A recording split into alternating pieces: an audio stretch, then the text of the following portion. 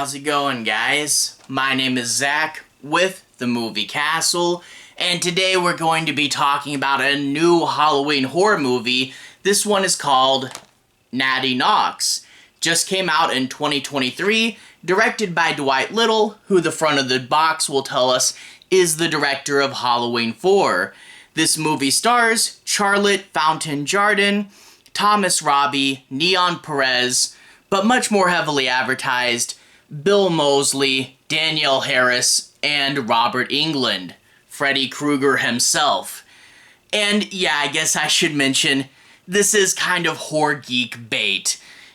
If you're a horror geek, you're like, Halloween 4, the director's back, and he's reuniting with Danielle Harris, who played Jamie in Halloween 4, and Englund, and Moseley. Yeah, this is gonna get the attention of horror geeks. It got my attention, and I bought it even though I had a deep sinking feeling it would be bad. And it's not terrible. It's just not really great either. I mean, the cinematography is professional. There's some good shots in here. The leads are likable enough, and all the acting is good in this movie. It looks good, but it's kind of a disorganized mess.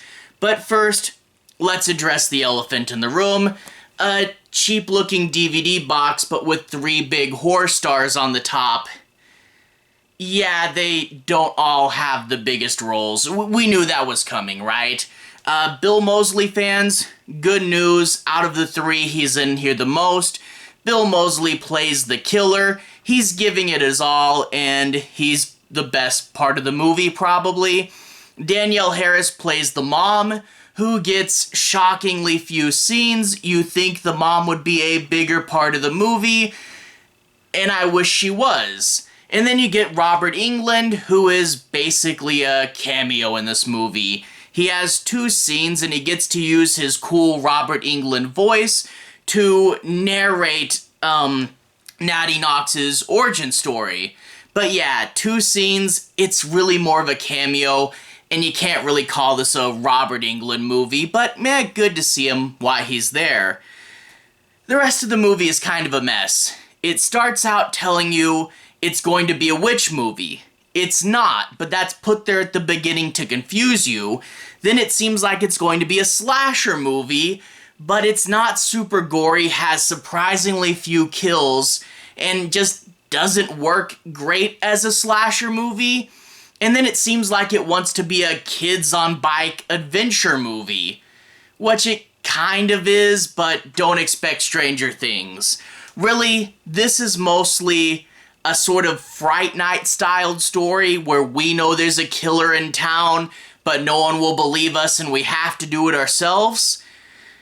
That's a good enough concept, but it gets bogged down by all this extraneous, unimportant stuff, like the freaking copper wire, and the movie's lack of focus really does kill it, because it could have been something.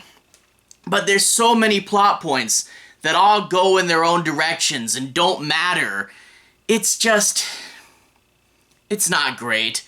In order to analyze this further, let's go ahead and dive into the plot. I'm not going to do any major spoilers, but I do want to say my piece on a few points.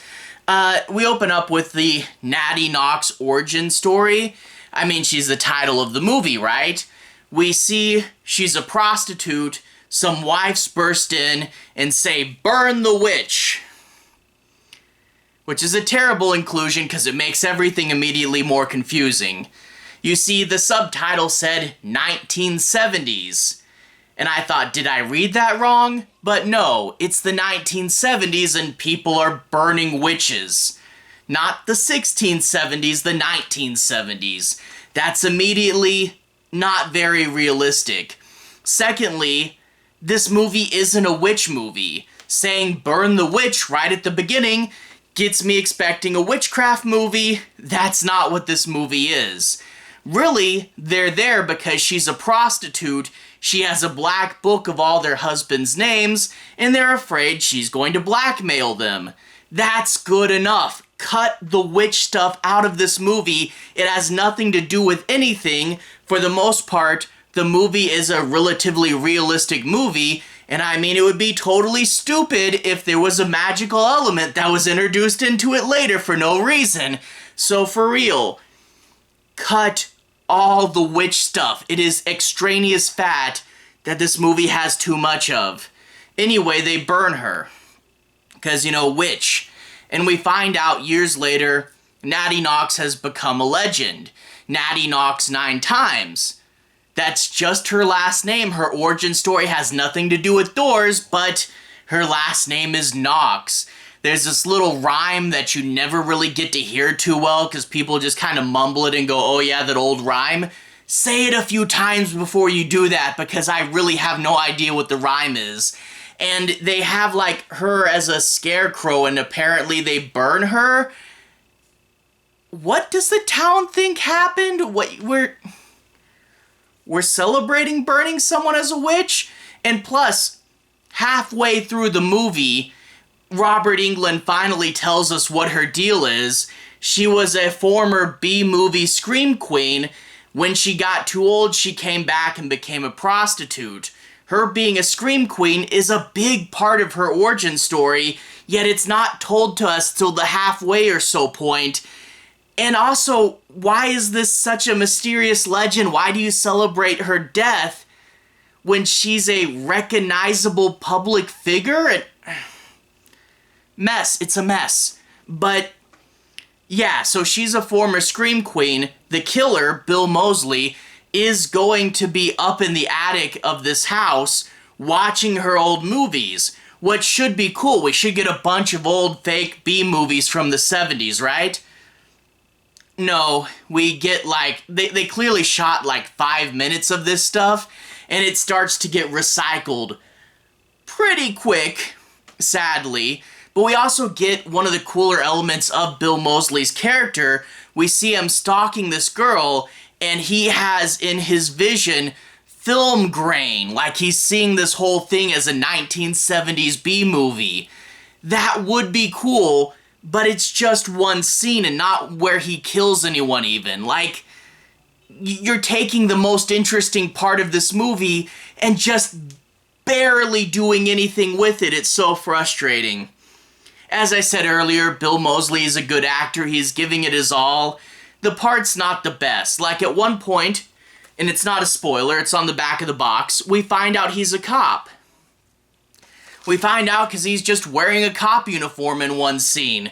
Like, it's held off long enough where you think it would be like a twist or something, but they don't do anything dramatic with it. He's just suddenly a cop now, and it feels like they changed their mind halfway through the movie and gave them a profession. I don't know, and whatever. Also, I want to point out, there's one scene where he has to kill people in public. He normally wears white makeup, but okay, I gotta hide my face because I'm gonna kill someone in public. He's still wearing his cop uniform with his name badge on it. Oh, gosh. But anyway, the kids. The kids are the real heart of the movie. We get older brother, younger sister, babysitter, which both the kids are too old for a babysitter. I think the daughter was written to be younger than she actually was. Whatever, babysitter's there. And she looks a lot like Danielle Harris. Why didn't you just say older sister? Never mind. Older brother, younger sister, babysitter, and best friend. The main kid needs $50 for his phone bill because he's paying that for some reason. Something, parents divorced, I don't care.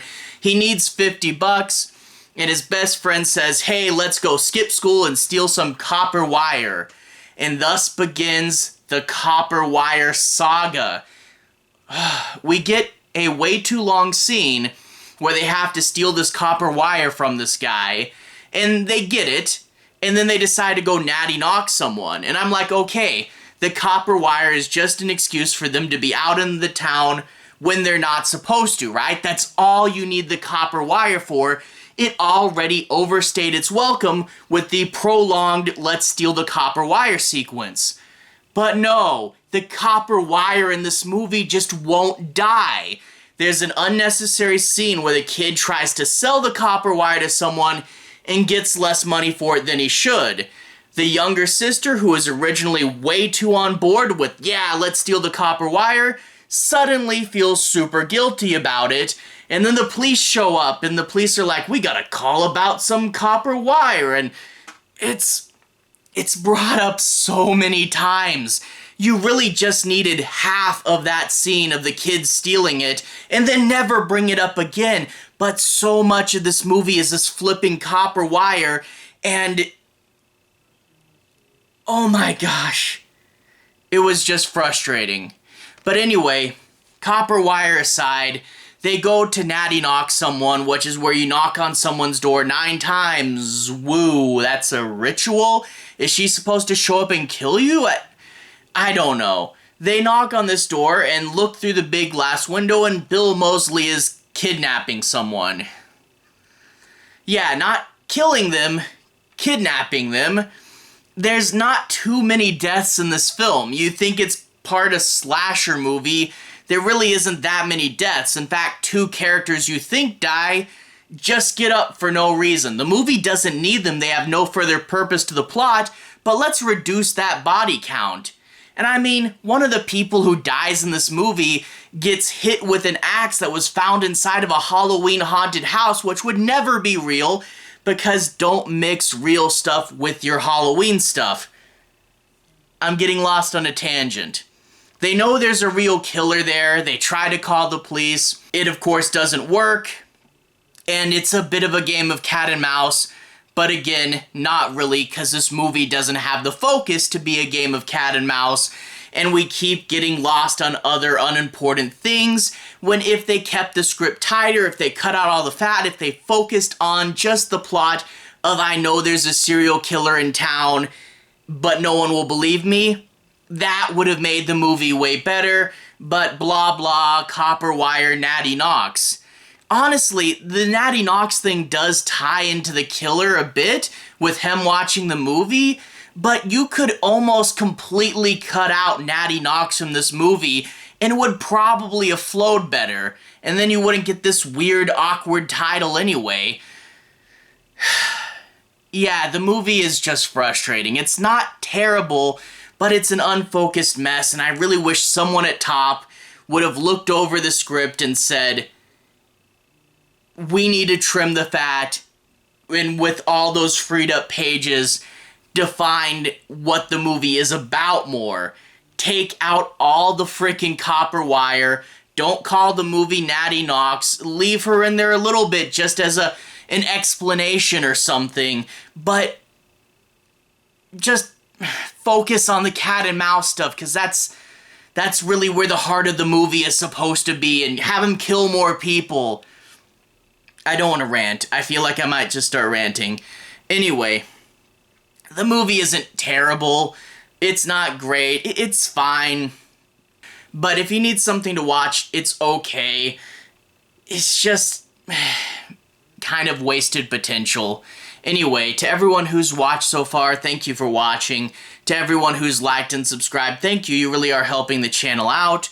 I'll leave a relevant playlist on the bottom. This should be my Halloween playlist, where I've talked about several other Halloween movies, including Halloween 4 with Danielle Harris in it. Anyway, have a good day. I'll see you guys again very, very soon. Relevant playlist on the bottom. Have a good day now.